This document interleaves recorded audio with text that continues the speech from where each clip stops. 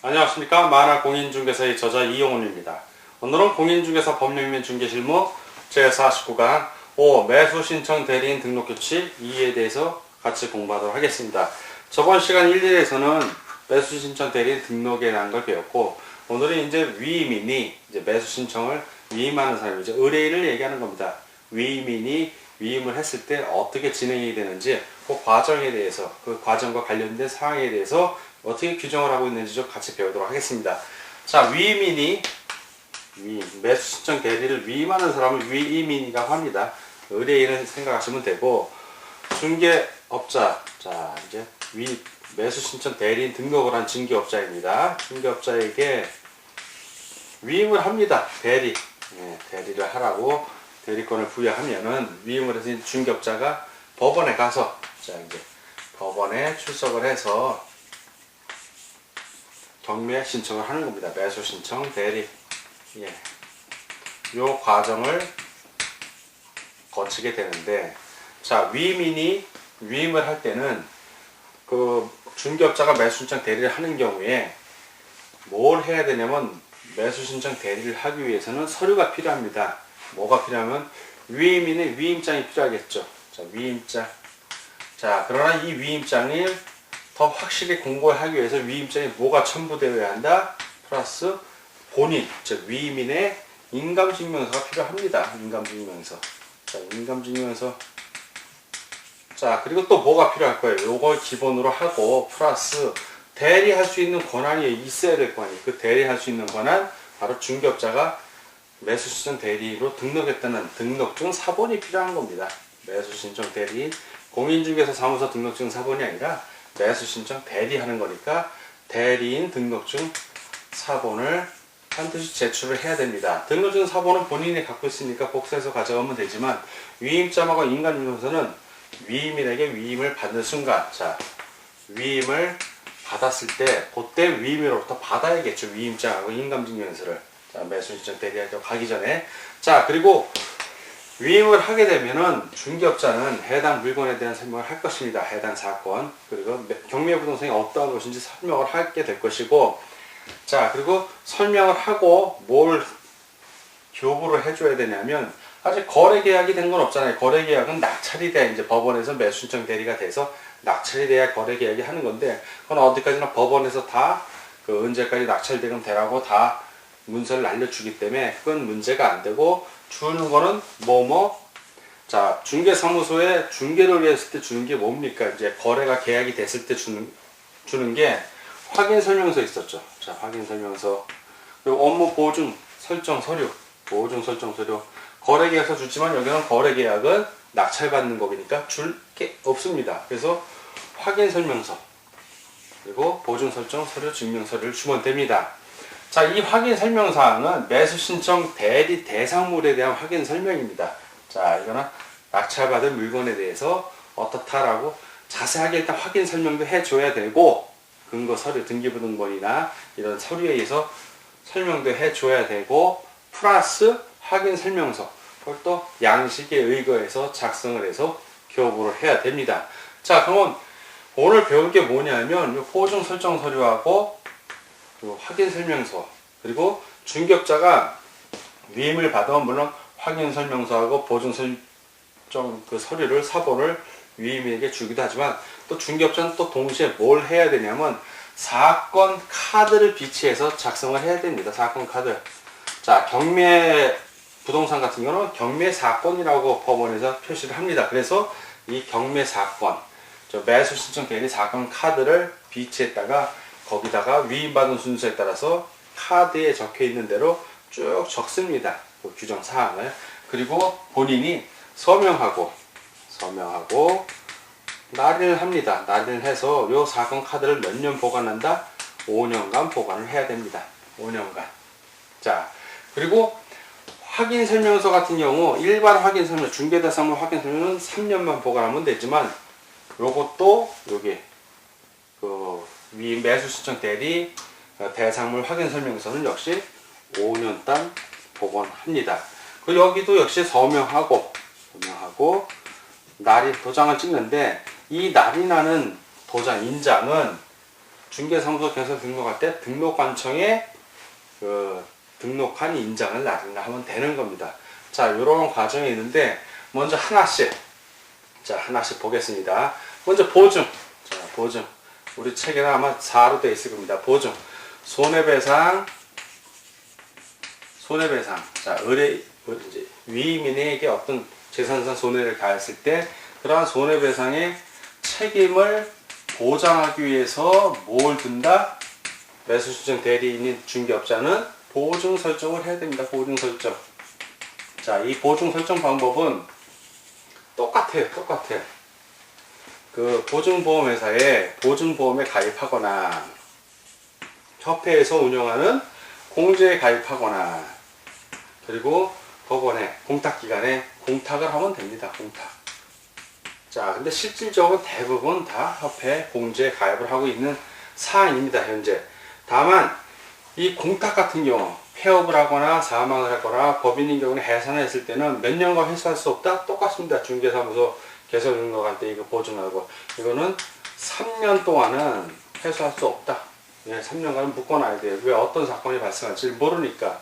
그래서 실질적으로 공탁은 거의 사문화된 조항이라고 보면 됩니다. 공탁에 가입하는 중개업자는 거의 없습니다. 자, 이렇게 되고, 자, 이렇게 됐을 때 그 보증, 자, 과연 공제에 가입하든 뭐로 하든 이제 보증 설정 금액은 어떻게 되는가? 보증 설정 금액이요. 보증 금액. 보증 설정하는 금액은 법인은 똑같아요. 이건 다.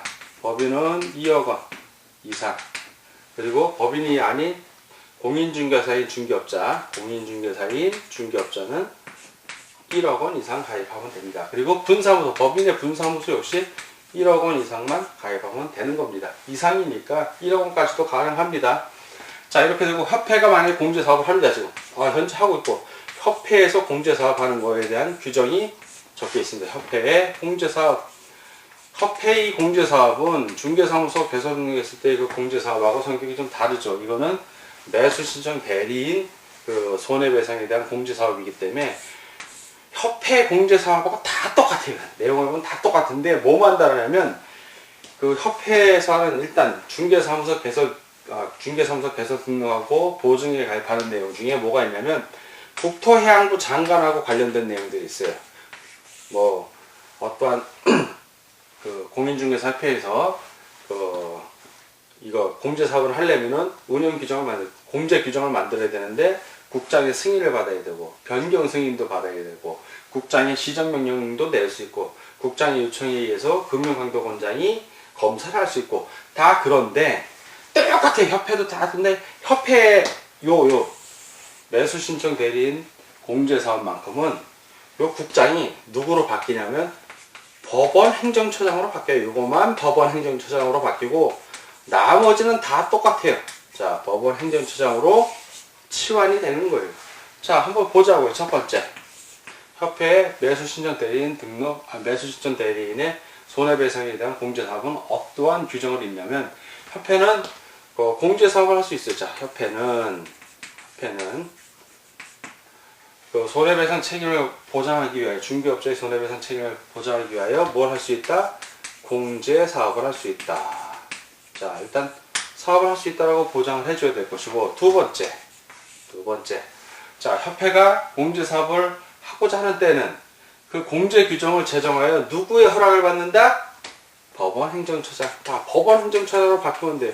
국장에서 법원 행정처장으로 다 바뀌는 겁니다. 자, 세 번째. 그 협회가 공제사업을 할 때 이 공제사업엔 회계는 다른 회계와 섞는다, 구분한다. 예, 요 공제금은 누군가에게 손해를 줘야 되는 돈이니까 다른 회계와 구분해서 별도의 그 것으로 한다. 자, 요거는 중요한 겁니다. 다른 회계와 구분해서 별도의 회계로 관리해야 되는 겁니다. 구분, 관리, 별도의 회계로 관리하는 거고. 네 번째, 자, 협회가 공제 규정을 준수하지 않았을 때입니다. 그때는 누가 시정명을 내린다? 바로 이 법원 행정처장이 시정명령을 내린다. 시정명령. 자, 그리고 마지막으로 금융감독원장은 뭘 할 수 있다? 검사를 할 수 있어요. 검사를 하는데 누구의 요청이 있을 때 일반 공제사업에서는 국장이었지만 여기는 바로 법원 행정처장의 요청이 있을 때 금융감독원장이 협회의 공제사업에 대해서 검사를 하는 것입니다. 그거만 달라요. 그러니까 그 일반적인 공인중개사 법률에서는 다 국토해양부 장관이 대부분 관할을 합니다. 물론 등록관청하고 하는데 요 매수신청 대리인 등록 규칙은 법원하고 관련되다 보니까 법원 행정처장이 허락을 받아야 되고, 매수신청 대리인 등록을 하기 위해서는 실무교육, 경매 실무교육 받을 때 그 경매 실무교육 기간을 누가 지정을 한다? 법원 행정처장이 지정한 교육기관에서 받아야 되는 겁니다. 자, 이렇고 그 매수신청 대리 행위를 하면은 그 매수신청 대리를 했을 때 어떤 의무하고 금지 규정이 있어요. 자, 어떤 걸 의무로 삼고 어떤 걸 금지하는지 알아보도록 하겠습니다. 자, 중개업자가 자, 이렇게 똑같이 위임으로부터 위임을 받아서 매수신청 대리를 하는데, 아까 말했다시피 위임자, 요게 뭐가 포함됐다? 인감 증명서가 포함된 위임장 플러스 매수신청 대리인 등록증 사본, 요걸 제출을 해야 됩니다. 그래야 매수신청 대리인 등록을 할 수 있는, 매수신청 대리를 할 수 있는 겁니다. 자, 이런데 의무, 어떠한 의무가 있냐? 의무. 자, 요런 일을 할 때 반드시 지켜야 될 의무가 있어요. 또 금지 행위도 있습니다. 하서는 안 되는 행위. 자, 의무 첫 번째. 신의와 성실로서 공정하게 업무를 처리할 의무가 있는 겁니다. 공정하게. 자, 두 번째는 비밀을 누설하면 안 되죠. 비밀, 누설, 금지. 자, 세 번째로 마지막. 자, 이제 네 번째까지 있는데 질서 유지 의무입니다. 질서 유지.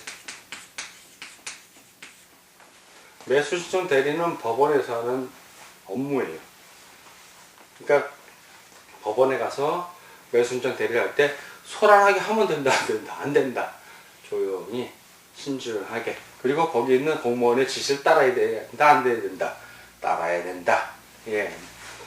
공무원이 그 지시를 따라야 되는 겁니다. 질서 유지 의무에 소란한 행위를 하면 안 되고, 이거 위반하면 임의적 등록 취소 사유에 해당이 됩니다. 질서 유지 의무. 네 번째는 이제 10일 이내 신고 의무가 있어요. 10일 이내. 신고는 다 10일 이내 하게 합니다. 10일 그러면 이게 중개업자 입장을 반영해 준 거예요.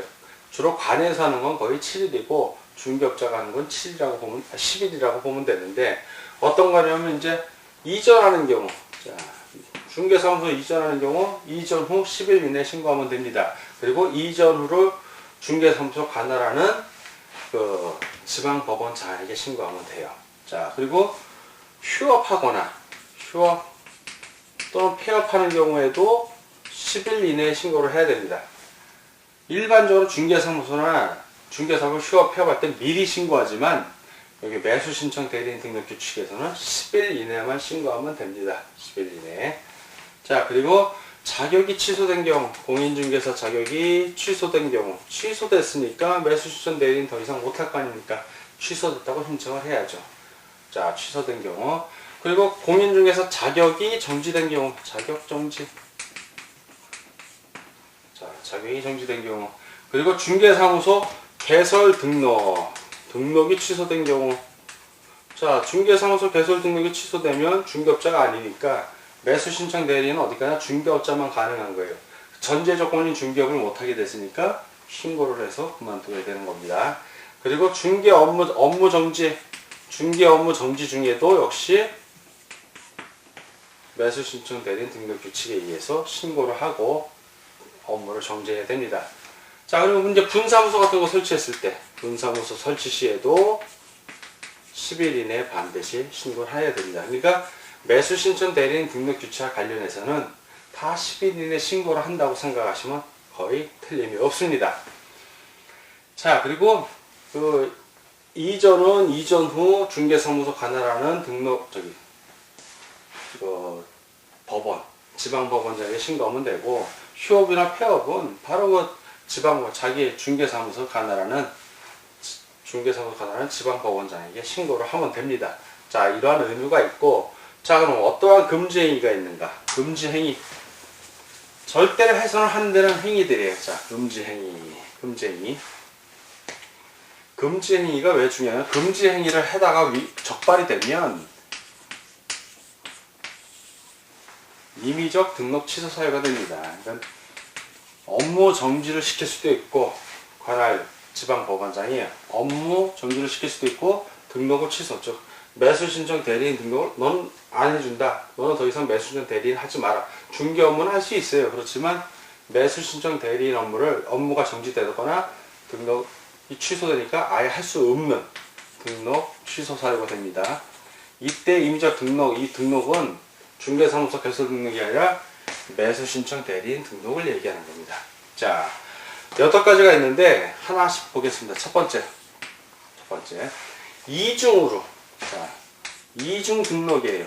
똑같아. 이중으로 중개사무소 매수신청 대리인 등록을 2군데다 한 거예요.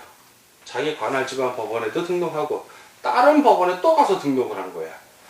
그러면 안 된다 이거예요. 이건 금지가 되는 겁니다. 등록을 2번 한 거. 두 번째는 매수신청 대리인 하기로 했어요. 매수신청을 받았어. 또 대리하기로 했어. 자, 매수신청 대리 사건이 있어. 하나의 사건에 대해서 그러면 본인이 위임을 받아서 매수신청 대리하는데 그것도 대리하면서 본인이 또 매수신청을 하는 거야. 플러스 본인이 이제 중개업자 자신이 매수신청인으로서 하는 거예요. 이제 매수신청인 대리가 아니라 매수신청인으로서 이거 2개 동시에 하고 있다는 얘기죠. 그럼 돼요, 안 돼요? 안 되잖아. 그럼 신의 성실이 어긋나잖아. 이 대리인이 낙찰받게 됐는데 지가 낙찰받겠대. 그럼 말이 안 되는 거야. 이런 거 하면 안 된다. 자, 금지행위 2번째였고, 3번째 같은 경우는 이제 동일 부동산에 관해서 이제 매수신청 대리를 한 건 했어. 그리고 딴 사람한테 같은 사건인데 또 매수신청 대리를 또 한 거야. 하나의 사건, 하나의 부동산을 낙찰받기로 했는데 A라는 사람에게 위임을 받고 B라는 사람한테 또 받은 거야. 그럼 누구를 낙찰시켜줘? 그럼 돼요, 안 돼요? 안 되잖아. 이건 시인의 성실상 안 되죠. 이렇게 하면 이런 거 안 된다. 아예 금지행위의 못을 박아놓은 거예요. 자, 이게 상식적으로도 하면 안 되는 거예요. 도의적으로도. 자, 4번째. 명의를 대여하거나 등록증 양도하는 거 이런 거 하면 안 된다. 자, 매수신청 대리 등록은 본인이 해야지 남에게 시키면 안 된다는 얘기고. 자, 5번째는 자, 다른 중개업자의 명의를 사용하는 거예요. 다른 중개업자. 자, 명의. 이름을 사용해서 하는 행위. 명의 도용이죠. 자, 하면 안 되고. 6번째. 자, 형법에 규정된 입찰 방해죄. 입찰 방해죄. 이런 거 하면 안 된다는 겁니다. 형법에 규정된 입찰 방해죄. 입찰을 방해하는 거. 있지도 않은 유치권을 마치 있는 것처럼 하게 하든가. 이렇게. 그런 거 하면 안 된다는 얘기입니다. 자, 7번째. 7번째는 이제 사건 카드. 자, 사건 카드 기록하고 성명날이 한다고 그랬죠. 5년간 보존하고, 그리고 확인 설명서, 매수신청 대리인 등록, 매수신청 대리인 대상물에 대한 확인 설명서. 자, 이 확인 설명서에 기재를 제대로 해야 되는데 허위 기재하거나, 자, 허위 기재할 수 있습니다. 가짜로 기재한다든가, 아니면은 기재사항을 누락하는 거예요. 누락. 기재를 안 해. 이런 경우에 금지행위에 해당이 돼서 그 임의적 등록 취소에 해당이 될 수 있습니다. 자, 이제 마지막으로 8번째. 그 밖에 다른 법령에서 금지되는 행위예요. 금지행위. 자, 요 8가지는 금지행위로서 매수신청 대리인 등록을 한 중개업자가 절대로 해서는 안 되는 행위에 해당이 됩니다. 그래서 그 매수신청 대리인은 등록 규칙, 여러분들 공부를 하실 때 암기를 하려고 하지 마세요. 이 부분은 이해를 해야 돼. 이해를. 흐름을 이해만 하면 다 이해가 가는 거예요. 이 예를 들어서 이중등록 매수신청 대리 사건에서 이거를 다 외우려고 그러면 머리가 터져요. 그냥 매수신청 대리하는 사건이 있어. 그 사건에 중개업자가 또 매수신청을 본인이 매수하겠대. 이러면 안 되지. 하고 이해를 하면 되는 거예요. 그러면 다음은 매수신청 대리인 등록 규칙에 있는 금증인이 관한 규정이다. 틀린 것은, 맞는 것은 이랬을 때 이걸 이해를 하면 하나하나 보면 이해가 되는데, 예를 들어서 매수신청 대리 사건에 대하여 동일한 사건에 대하여 중개업자 매수신청 대리 등록을 한 중개업자는 다른 사람의 매수신청 대리를 받아서 입찰 신청에 응할 수 있다. 틀린 거죠. 이거 하면 안 되는 거 아니야. 한 사건에서 두 사람 두 사람으로부터 대리받아서 동시에 누구를 낙찰시킬 거야? 문제가 발생하는 거 아니야. 한 사람만 해야 된다 이거야. 한 사람만. 자, 그런 것들을 다 나오는 거니까 어떻게 하면 이거를 암기가 아니라 이 부분은 앞머리 글자로 일부러 외우게 안 해요. 이런 것들은. 이거는 이해만 하면 맞죠. 이해만 하면 되는 거야. 이걸 이해를 하려고 해야지 이걸 암기를 하려고 그러면 안 돼요. 근데 공인중개사법에 있는 내용 중에서는 제가 일부러 암기하게 하려고 머리 글자만 이렇게 딴 것들이 있어요. 그거는 문장을 읽으면 얘가 다 사실. 그래서 앞머리 글자만 딴 거고, 매수신청 대리 이거는 경매의 문제라 경매 같은 거는 자꾸 이해를 하려고 그래요. 요런 그림 같은 걸 왜 그려주냐 하면 이해를 돕게 하려고 그러는 거예요. 여러분들 위민이 왔어. 그 위민이 와서 중개업자한테 뭐 물건 없으니까 내가 경매로 낙찰받고 싶은데, 그러면 실무에서는 사실은 어떻게 되냐면 확인 설명을 먼저 해. 법률 규정에서는 위임을 받은 다음에 확인 설명하고 확인 설명에서 보유하고 이렇게 돼 있어. 법률 규정이. 근데 실무에서는 브리핑을 해야 될 거냐. 이 물건은 어떻고 저 물건은 여러 물건을 다 확인 설명 먼저 해. 한 다음에 그 중에 하나를 이 사람이 그럼 나 요 물건 마음에 드니까 요걸 한번 낙찰 받아 주셔. 우리 계약합시다. 그러면 그때 위임 계약 쓰고, 그리고 확인 설명서 그때 그 물건은 이미 설명은 끝난 거야.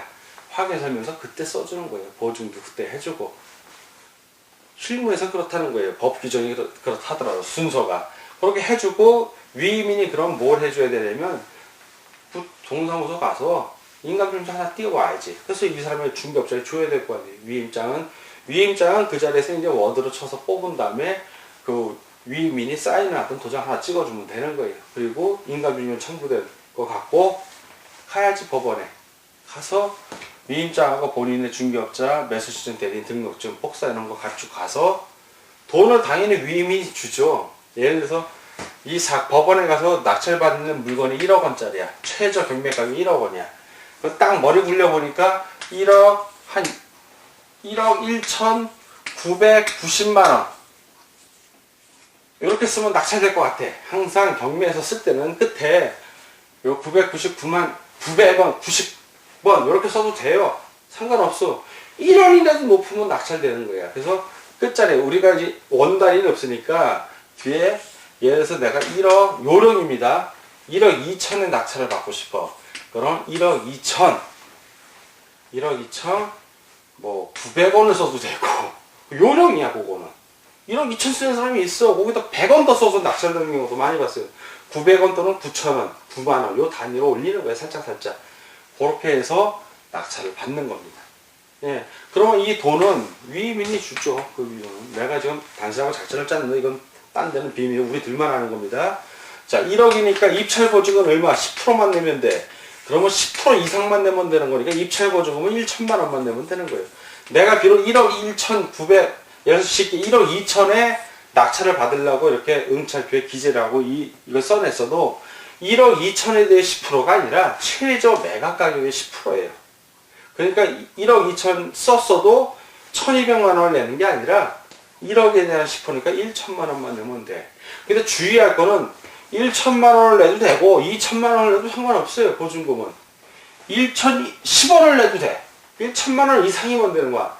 단 여기서 1원이라도 모자라면은 그거는 취소야. 아무리 1등이 됐어도 취소야. 무슨 얘기냐면 여유 있게 누르는 거예요. 여러분들 제발. 예를 들어서 이 10%가 이렇게 딱딱 맞아 떨어지면 좋은데 요게 뭐 7,900만 원 나오면 이거 790만 원 아니에요. 그럼 800만 원 넣으면 돼. 10만 원 더 넣어서. 근데 그거를 자기 학습해 놓다가 예를 들어 7,900만 원의 경매 최저 경매가가 나왔는데 790만 원을 넣어야죠. 자기 응찰 한 8,200만 원에 이제 낙찰해 보겠다고 하더라도 790만 원 이상 800만 원을 넣으면 편한데 이거 자기 학습표 잘못 넣어서 780만 원 들어간 거야. 100만 원짜리 7장에다가 10만 원짜리 8장 넣어서 깜빡하고. 그리고 1등 됐어. 좋다고 그러는데 입찰 보증금이 모자랍니다. 그러면은 그건 무효야. 그 사람은 입찰 안 돼. 돈 더 돌려줘. 그리고 2등 된 사람이 1등 되는 거예요. 그냥. 이거 중요한 거예요. 그래서 여러분들 이거 입차 최저 매각 가격의 10%지만 10% 돈 넘게 넣어도 상관이 없어. 넘는 건 상관이 없어. 모자르면은 낙찰 취소입니다. 예, 낙찰이 안 된 거야. 그거는 응찰을 잘못한 거기 때문에 무효가 되는 거야. 그 사람은 1등이 아니야. 우리가 알기는 2등이 1등 된 거지만 사실 2등이 1등인 거야, 애초에. 그래서 그거 중요하니까 그거 꼭 기억해 주시기 바랍니다. 매수 신청 대리인 등록 규칙은 입찰하는 과정에 대한 걸 이렇게 규정을 해 놓은 거니까 주의 있게 보시고 여러분들이 실무에 임하시면 많은 도움이 될 겁니다. 자, 오늘 강의 여기서 마치고 다음 50강에 우리 공인중개사 법률 마지막 강의이기도 하지만 매수 신청 대리인 등록 규칙 마지막 강의도 또 50강에서 하도록 하겠습니다. 자, 오늘 공부하느라고 수고하셨습니다. 다음 시간에 뵙겠습니다. 감사합니다.